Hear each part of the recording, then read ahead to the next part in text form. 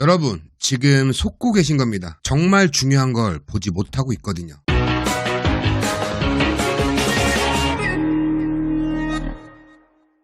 갈피를 못 잡는 투자 방향을 잡아드리겠습니다. 안녕하세요. 콕바이오의 공배준입니다. 오늘은 여러분들과 조금 다른 이야기를 해보려고 해요. 투자가 아닌 연구자의 입장에서 말이죠. 제가 지금 박사 논문 심사를 앞두고 있어요. 논문을 쓰면서 수많은 데이터를 보고 수많은 사례를 검토하면서 의문이 하나 든 게 있거든요. 과연 도로를 많이 만들면 정말 좋아질까? 이런 의문인데요. 많은 분들이 도로가 생기면 좋다고 생각합니다. 접근성 좋아지고 집가 오르고 주변이 개발되니까요. 맞는 말이죠. 투자적인 관점에서 도로는 분명 호재입니다. 하지만 저번 영상에서처럼 도로가 생기면 반대편은 죽는다는 사실도 있었죠. 오늘은 그 연장선상에서 기반시설로서의 도로 정말 많을수록 좋은가, 그리고 정치와 부동산이 어떻게 얽혀있는가에 대해서 이야기해 볼게요. 이 영상은 단순히 투자 정보를 전달하는 영상은 아니에요. 하지만 천안과 아산, 이 지역에서 살아가시는 분들이라면 우리 지역이 어디로 가야 하는가, 그리고 어떻게 바뀌어야 하는지에 대한 중요한 생각의 전환점을 드릴 수 있을 겁니다. 정치, 인프라, 투자, 도시계획, 이 모든 것이 여러분들의 부동산과 어떻게 연결되어 있는지 오늘은 그 깊은 이야기를 나눠볼까 해요.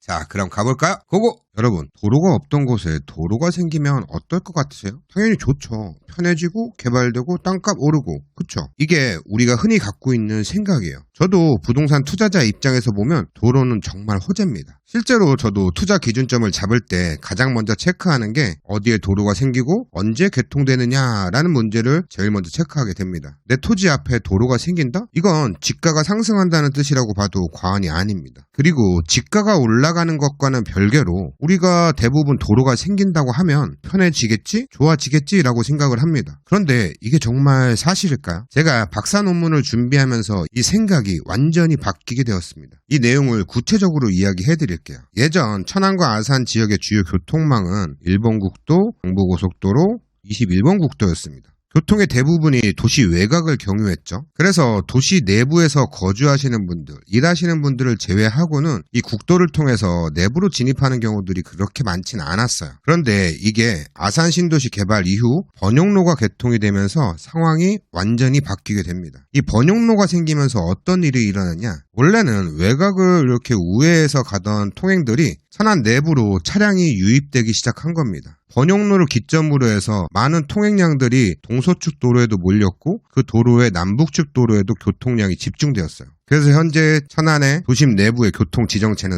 상당하죠. 이건 그냥 제 생각이 아니라 데이터로도 보여드릴 수 있는데요. 제 박사 논문의 일부예요. 2010년에 천안과 아산 도로망의 연결성을 분석한 지도인데요. 여기 보면 빨간색 구간이 도로가 많이 연결된, 즉 교통 정체가 예상되는 곳이에요. 2010년에는 진한 빨간색이 대부분 외곽에 몰려있죠. 하지만 2024년의 분석을 보면 도시 내부가 붉게 물들었죠. 왜 그럴까요? 교통을 분산하려고 만든 도로인데 오히려 더 많은 차량이 도심으로 들어오게 돼 교통 지정체를 유발한 거죠. 이게 바로 도로 개발의 역설입니다. 결국 도로는 생각보다 훨씬 복잡한 결과를 불러와요. 특히 도시 내부의 도로를 개설할 때는 훨씬 더 신중해야 하거든요. 하지만 지금 대부분의 도로 계획은 그저 민원이 많으면 그곳에 계획을 수립하고 공사 진행, 이게 전부입니다. 형식적인 절차로 환경영향평가, 교통영향평가들을 진행하고 있긴 하지만 그건 그냥 형식적인 절차일 뿐이에요. 그러다 보니까 이 도로가 지역에 어떤 영향을 미칠지, 장기적으로 어떤 교통구조를 만들지 깊이 고민하지 않고 시작되는 경우가 많다는 거죠. 천안 도심 내부에서 진행 중인 사업 중에 가장 큰 도로 사업, 이 노선 아시나요? 바로 성황 불당 연결도로입니다. 천안의 동과 설을 연결하고 아산의 탕정까지 연결하는 핵심 도로죠. 천안시 입장에서는 꼭 필요한 도로라고 할 수 있어요. 그런데 중요한 건 이 도로를 어떻게 만들 거냐예요. 지금 계획대로 개설이 된다면 천안의 고질적인 교통 정체가 해결될까요? 아니요.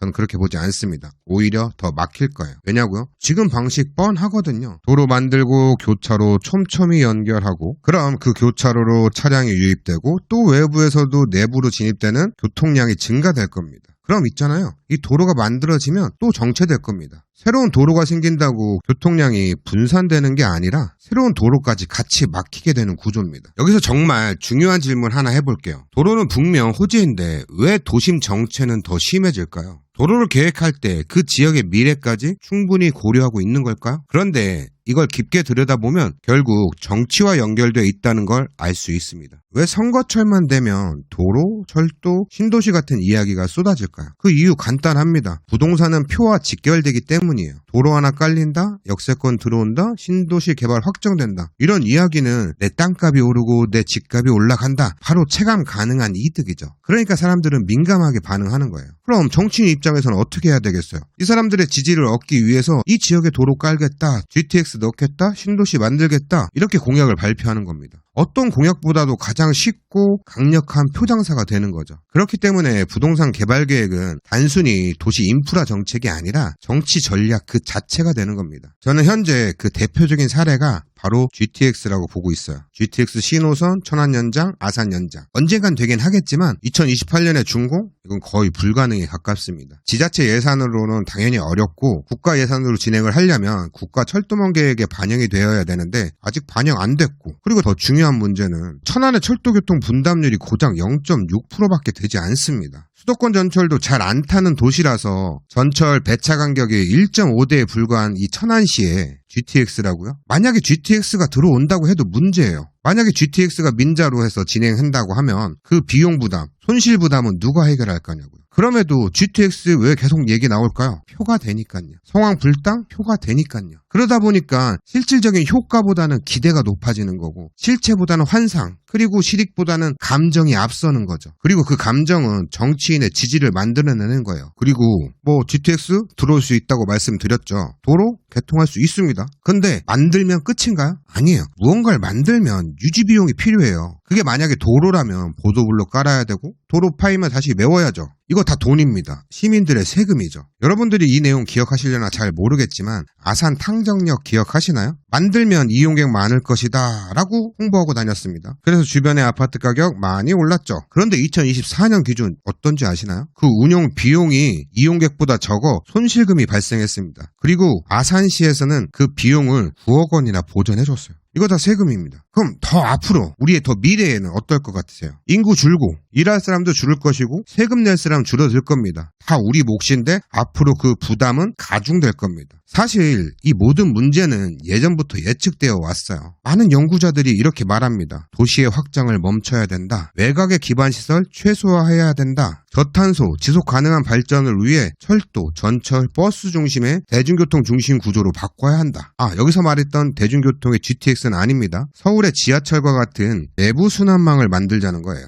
그런데 왜 안 바뀌냐고요? 대중교통인 버스 몇 대 늘려봐야 사람들 반응 없어요. 왜? 눈에 안 띄니까. 내부 순환망, BRT 이런 사업들은 분명히 좋은 사업이라는 건 인지하고 있습니다. 하지만 이런 것들을 한다고 하더라도 본인 임기 중에서 해결될 수 없고 욕망 먹는 사업입니다. 예전 경전철 케이스들이 있었으니까요.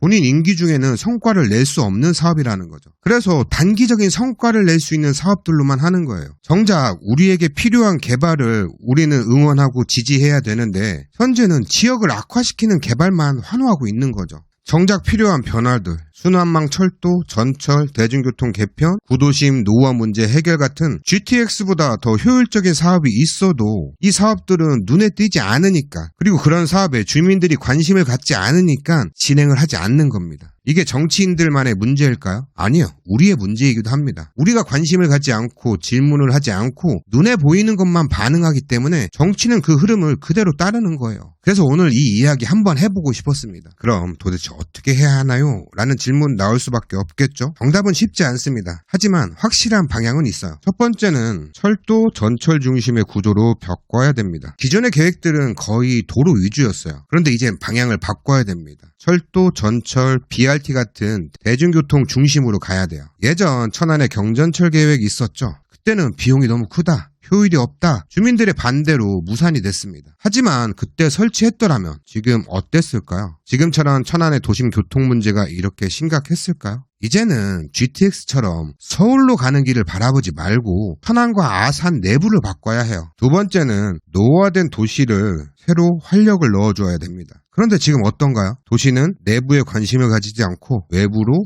확장만을 준비하고 있습니다. 이렇게 되면 구도심들은 어떻게 될까요? 점점 썩어갈 겁니다. 왜냐고요? 안쪽은 손대기 힘들거든요. 민원 많고 복잡하니까. 그래서 사업하기 쉬운 외곽으로만 가는 거예요. 새로운 신도시, 새로운 산업단지들이 외곽에 위치하고 있죠. 이제는 생각을 바꿔서 구도심을 정비해야 될 때예요. 물론 벽 하나 칠해주고 청년들에게 임대료 지원해주는 생색내기 도시재생 말고요. 오래된 구도심을 크게 묶어서 단계별로 허물고 재정비가 필요합니다. 이거 욕먹을 각오로 해야 돼요. 그런데 표를 의식해서 하지 못하고 있는 거죠. 세 번째는 두 번째와 유사한데요. 도시의 무분별한 확장을 멈추기 위해 성장 한계선을 설정해야 됩니다. 이전에도 한번 말씀드렸지만 천안의 경우는 국도 75선 아래쪽으로, 그리고 남쪽으로는 천안 아산 고속도로의 내부까지만 이렇게 성장 한계선을 지정해야 됩니다. 아산의 경우는 내부 순환망 안쪽으로만 개발을 할 수 있게 만들어버리는 거죠. 강제하는 겁니다. 이 도시는 앞으로 여기까지만 성장을 하는 거야. 아산은 여기.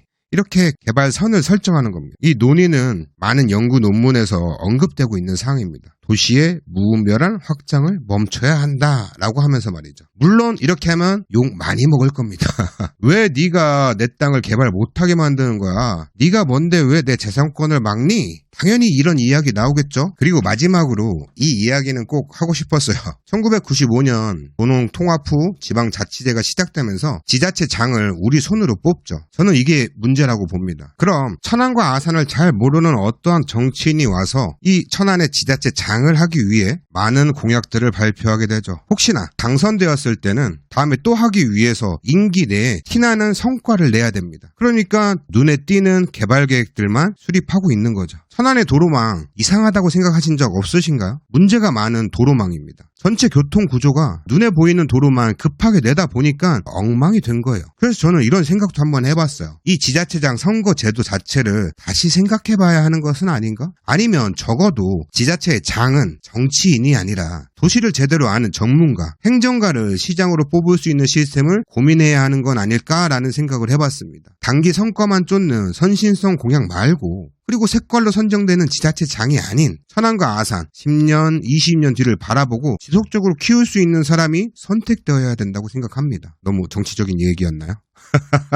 솔직히 말씀드릴게요. 저는 지금까지 말씀드린 이 방안들이 당장 실현되기는 어렵다고 생각합니다. 앞으로도 정치인은 눈에 보이는 사업만 추진할 겁니다. 당장 표가 되는 도로, GTX, 신도시만 외치겠죠. 그리고 그렇게 되면 천안과 아산의 진짜 문제, 진짜 성장, 진짜 변화는 가로막힐 겁니다. 하지만 오늘 제가 이 이야기를 드린 건 정치인들을 비판하자는 게 아니라 우리 스스로의 시선을 바꾸자는 이야기예요. 정치인들은 결국 우리의 관심을 따라 움직여요. 눈에 보이는 것만 좋아하고 내 땅 앞에 도로 하나에만 반응하고 GTX 한 줄에 박수치면 정치는 그 방향으로만 흘러갑니다. 이제는 조금 달라져야 하지 않을까요? 천안과 아산을 정말 바꾸고 싶다면, 이 도시의 미래를 정말 생각한다면 우리가 먼저 생각을 바꿔야 합니다. 그게 진짜 지역을 바꾸는 시작이죠. 그리고 지금 이 영상을 보시는 여러분이 그 시작점입니다. 모든 게 안 된다면요, 그냥 정치인들 어디에 돈 쏟아붓고 있나 잘 보고 그 의도에 맞춰서 열심히 투자하면 되겠죠? 이래나 저래나 부동산은 결국 정치네요. 지금까지 콕바유의 공배준이었습니다. 우리 다음 시간에도 꼭 봐요.